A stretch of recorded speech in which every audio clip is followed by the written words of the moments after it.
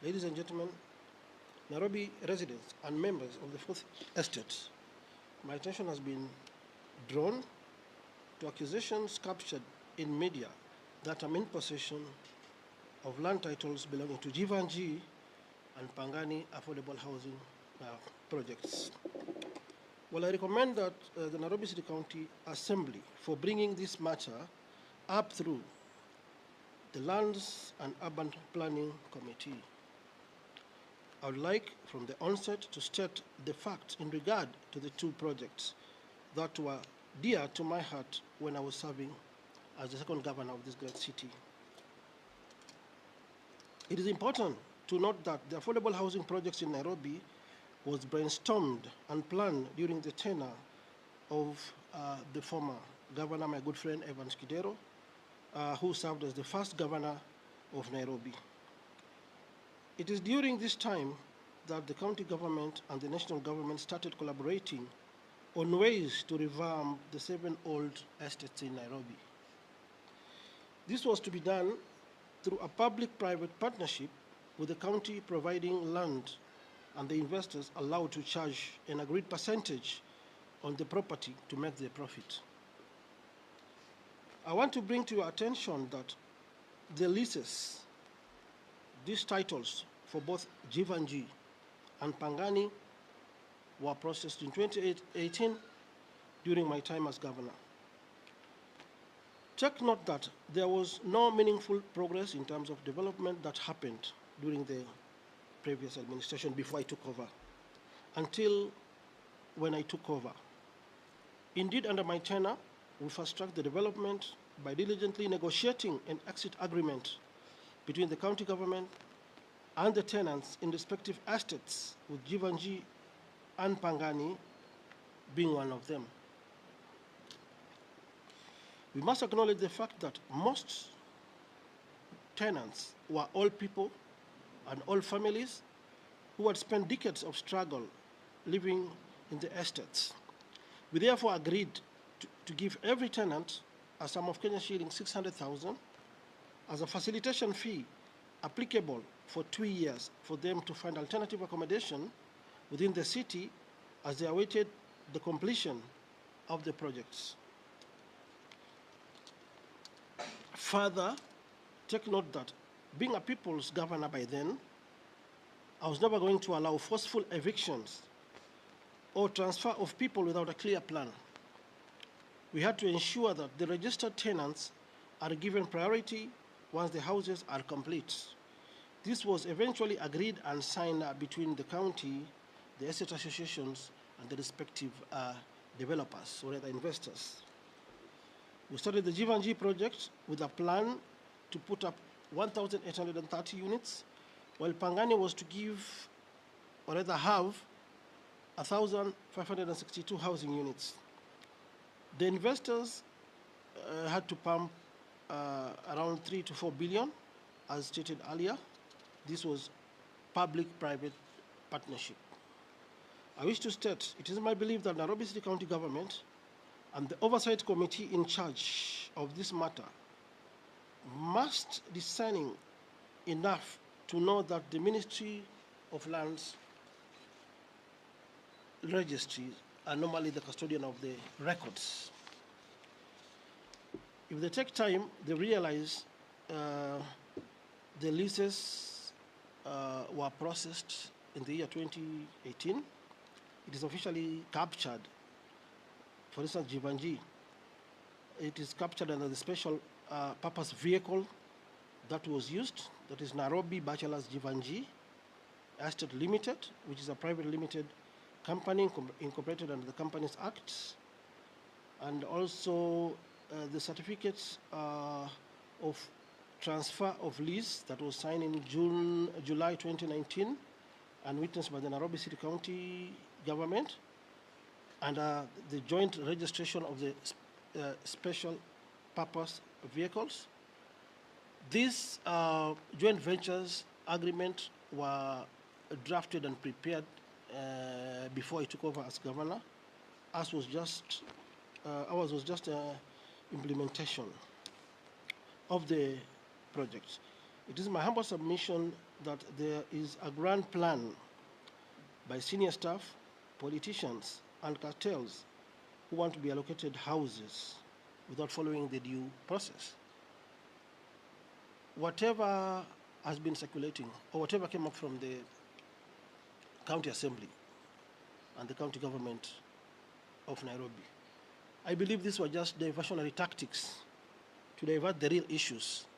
Because the other day I saw from Citizen TV that investors who had purchased these houses were complaining that despite them investing millions, they are yet to be allocated with these houses, meaning the projects have stalled.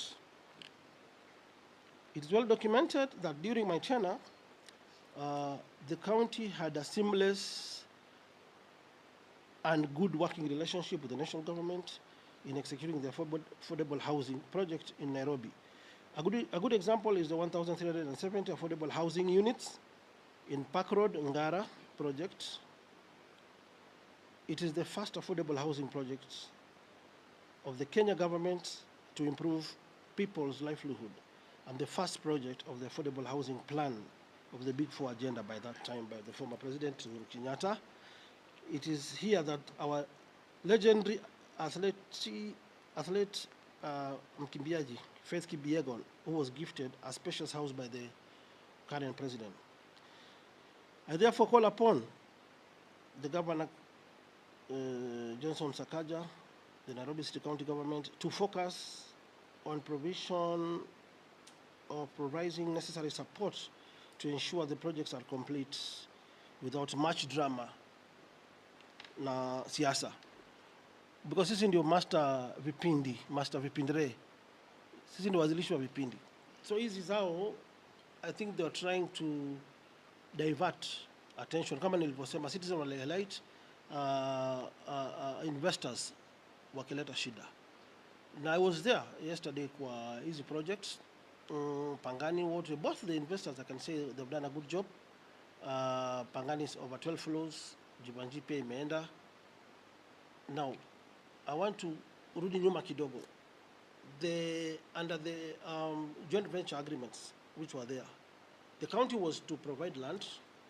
My contribution in the county was the land. Investors was coming with their billions. Then they do a joint registration of the properties. So what I did to clear my name, I wrote a letter to the land registrar that was yesterday, demanding to know the current status of both the Pangani title deed and the Jivanji. So I did a letter to the land registrar dated yesterday, 23rd October 2014, which was received yesterday and stamped at the land's office. The land registrar, Jivanji is LR number 219/5458, and the IR is there. Then Pangani is Nairobi block 40474. These letters were received. I paid via e-citizen through my M-Pesa. A receipt from Sasa was issued. I was glad, and I want to compliment the CS Ministry of Lands, the PS, Mr. Nixon Korir, for what they have done, because I only spent less than 20 minutes and I was finished with all the documents. So I wonder why the MCAs and the county government senior officials, including the CECs, if I was the governor in 2017, I was impeached in 2020. So 3 years down the line, now we're in 2023. You mean they didn't realize that the title was missing? The custodian of these records is the CEC lands and the chief officer, county chief officers. Unataka kuniambia since 2020 hawajaona ati titles haziko. Hii ni kipindi ya hali ya juu na na condemn mambo ya kuharibiana majina. Let me go to the records which were furnished to me by the Ministry of Lands. We have the official search, but first I'll go to the leases. I pushed for these documents to be registered in the name of the Nairobi City County Government. On 16th July 2018, this is the green card, because the Pangani is under a block. not under, Pangani is under cap 300. And Jivanji, I think, is under cap 281, if I'm not wrong. So the list for Pangani, we have certified copies of the green card. 16th July 2018, Nairobi City County became the owner from the national government. And then lease was registered on the 20th September 2018 under a special purpose vehicle going by the name of Nairobi Pangani Estate Limited. It was a joint registration between the Nairobi City County and the investor of Pangani in 2018, and the projects started. This is the list. This was my county secretary by then, Peter Kariuki. This is the land registrar. So the property was officially transferred to the county in 2018. This is Pangani. You go to Jivanji, the same thing. This is the list.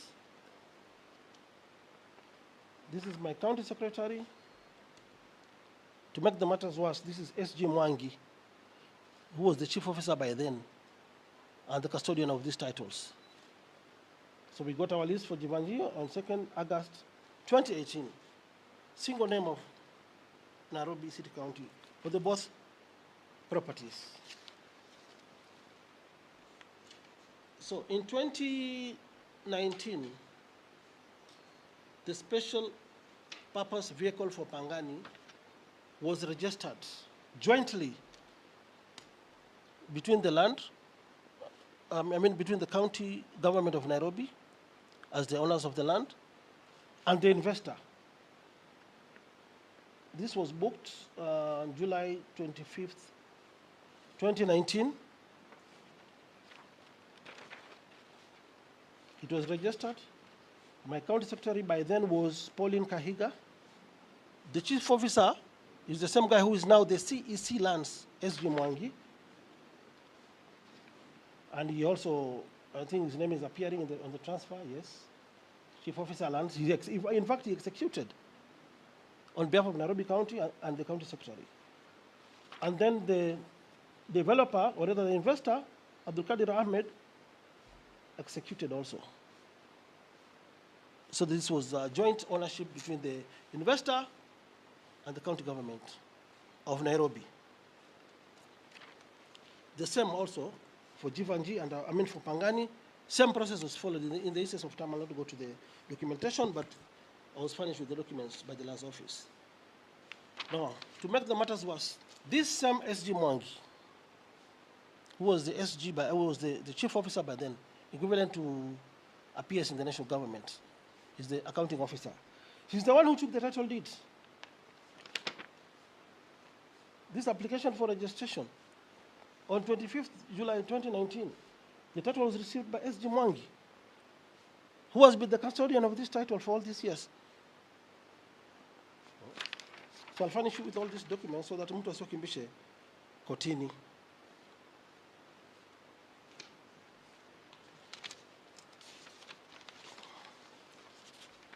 Now, I also realized the county government recently, 1 year ago, around 19th of April, they passed a resolution on the floor of the House to allow the investor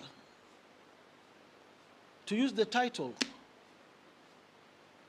to go and charge so that they can get funds.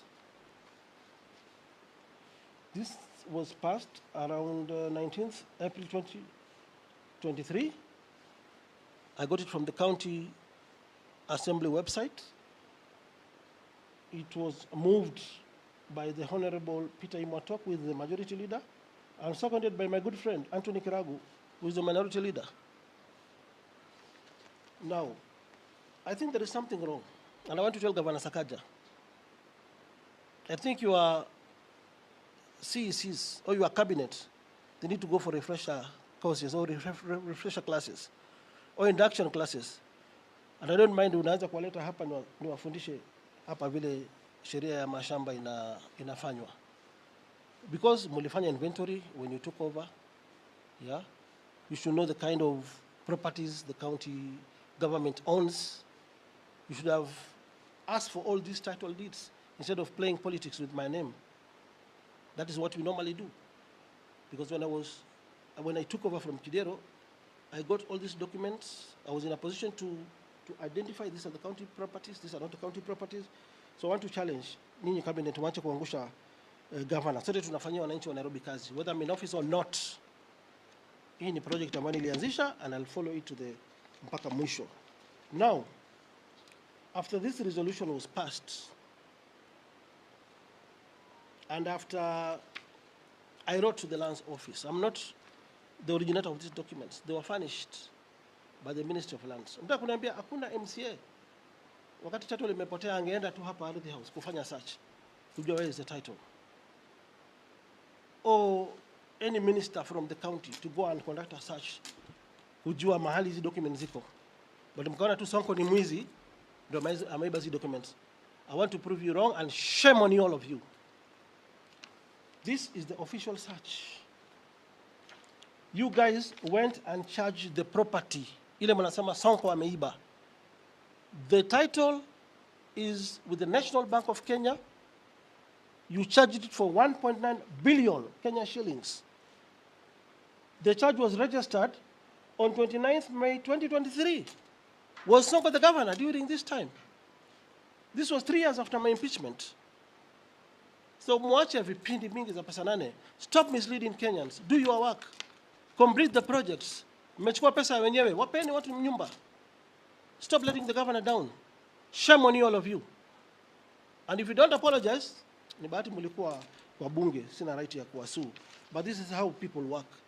So stop tarnishing my good name, and even if I'm a nobody, I'll do a thorough follow-up and ensure wale maskini, kina freedom fighters, mzee Kahengeri na wengine, wale niliwapea kila mtu 600,000. Tukawa promise, phase 1, they'll own those houses. I will ensure they own those houses. I know mnataka kujipatia manyumba na mabibi zenu. That one will never happen. Mnazoona Sonko ni mjinga, but I still have got the political muscles of fighting on behalf of the poor. So msione mmepata chance ya kudhulumu wanyonge. Wananchi walifanya demonstration, wanataka nyumba zao. Deal with the real issues. Semeni project iko stalled. Tunajua there was COVID. Yeah? Kenyans will understand. Instead of tarnishing my good name. I'll never allow that to happen. Kwa hivyo title deed wa Kenya, iko National Bank of Kenya, the investor and the county, under the joint registration of the special purpose vehicle, that is Bachelor's Jivanji Estate. Title ilipelekwa National Bank, ikachajiwa as per the land registrar's search, na wakachukua 1.9 billion Kenya shillings from last year, May 2023. So mko na pesa ya investors, mko na pesa ya tenants, na mko na pesa ya National Bank. Finish the project. Peni wa Kenya manyumba zao, wacheni kutumia jina ya Sonko. Kwani Sonko amewafanya nini? Nimelala na bibi ya mtu hapo county. Toeni majina yangu kwa mdomo wenu. Shame on you again. So that is what I wish to state for now.